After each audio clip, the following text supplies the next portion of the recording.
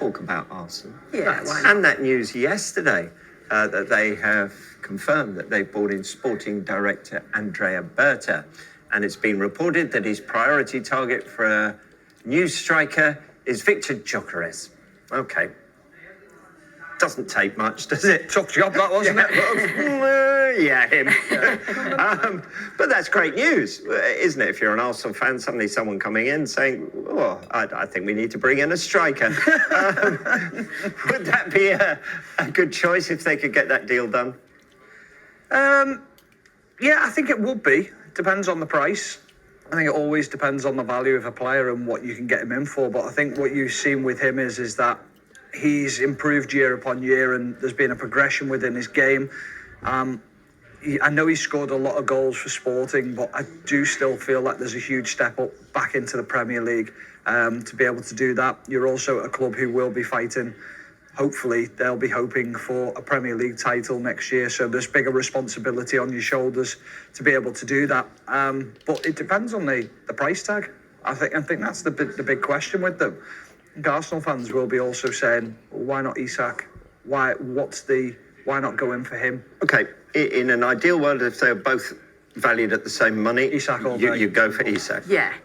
Newcastle fans will hate even talking about this because they'll desperately want to keep hold of him, won't they? So but I just think you're not going to Newcastle for your summer holiday now. No, I'm not. No, I'm not. But I think, just because you know what he can do in the Premier League, you know what he's capable of, that consistency of performance there.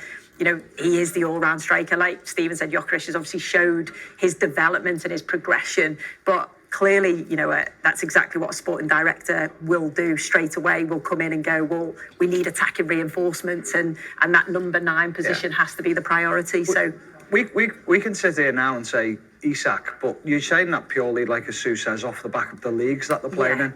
In a year's time, we could sit here and go, how wrong were we? Yeah. And that's the thing with football is that you don't know how someone's going to adapt. Yes, he's played in England before, so he knows the culture. He knows he can live in the country.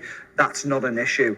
It's then how do you adapt to that pressure of playing in the Premier League? I think one thing that Isak's done is that he shoulders a lot of responsibility at Newcastle. He's shown he can take that on his shoulders.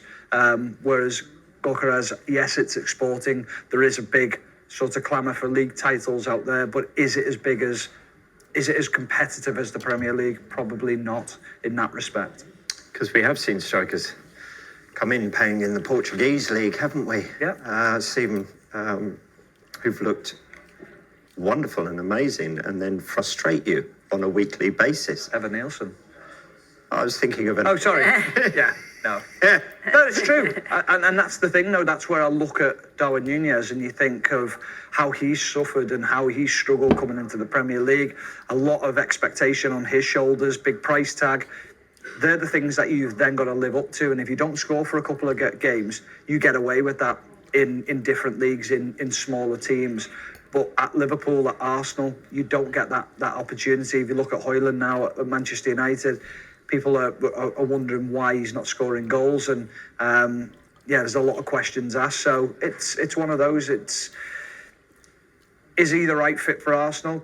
Probably, but that's on paper. There's so much more that goes on behind the scenes. Is it just the pace, the physicality, the skill level, or is it also the scrutiny as well that goes with it? Yeah, I think it's a combination of all of them, isn't it? Because I think you've probably seen players perform maybe in different leagues, and it is going to be different to the Premier League.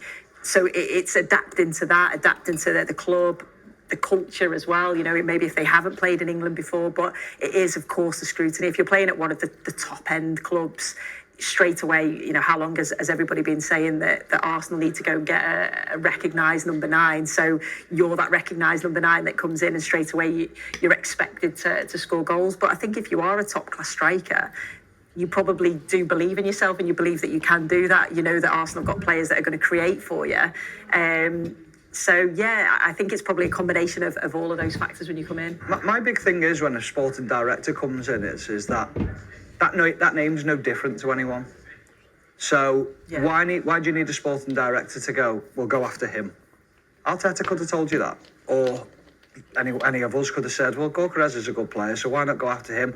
I think your job as a sporting director is to go out and find the gems that no one else finds, or get deals done where you think you can't get them done. And I know people will say, well, you can't get Gyokeres. Well, you can, because he's going to move to the Premier League and you're going to pay a king's ransom for him. So that deal should be able to get done. It's the other players that you've got to fill in the gaps in the squad, that you're thinking, okay, where can we go and find good players and the gems that are going to not only add to our squad, but add value to the squad as well. So if we do need to sell players down the line and raise money, then we've got players that were adding value to the squad. I think that's why we speak so highly, isn't it, about the likes of Brentford and Brighton and, you know, teams like that do bring in players that you go, oh, not really heard of them. And then suddenly, you know, they go for, you know, £100 million, and you think, well, that's a real clever sporting director, isn't it? A real clever club where they bring in players that you don't know, maybe a young player, and then they develop them and sell them on for whatever value. But I do think with Arsenal, not only is it about bringing the right players in, it's also probably about signing the players that are, or re-signing the players that are already there if they're coming towards the end of the contract, and maybe getting rid of some of the ones that they don't want. And I just think it's so important that he's got that relationship with Arteta as well. You know, it's a communication between the two of them. Yeah, it's not has just to be. him going out. It's about how they work together, and I think that will be key. But those clubs you mentioned, Sue, they rely very much on statistics, don't they? Yeah. And kind of this idea of looking at all the stats and all the metrics. But what you're saying, Stephen, is that ability to perform under the most intense scrutiny is the intangible one of it, isn't it? Because there's you no metric don't for it. know. No. There's no metric for that. That's the difficult one to be able to sort of find, isn't it? And that's why it's so difficult when you are signing players, is can they do it at the highest level? I mean, the notable ones in the Premier League are Kevin De Bruyne and Mohamed Salah. Both failed at Chelsea, or deemed to have failed at Chelsea, but were very young when they went to Chelsea, went away, proved that they could do it. And when Kevin De Bruyne re-signed into the Premier League at Manchester City, everyone went, yeah, but he failed at Chelsea. He can't do it in the Premier League. But the managers saw something different. Salah, they saw something different in him as well.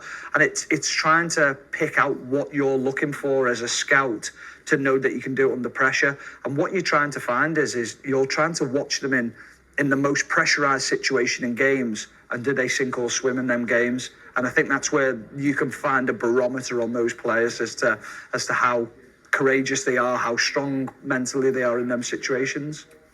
Well, we're still waiting for Mikel Arteta to arrive for his news conference, but let's have a look at these pictures.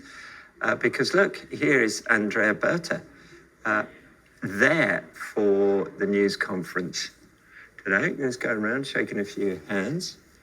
There is going to be a lot of scrutiny on him, isn't there, Sue?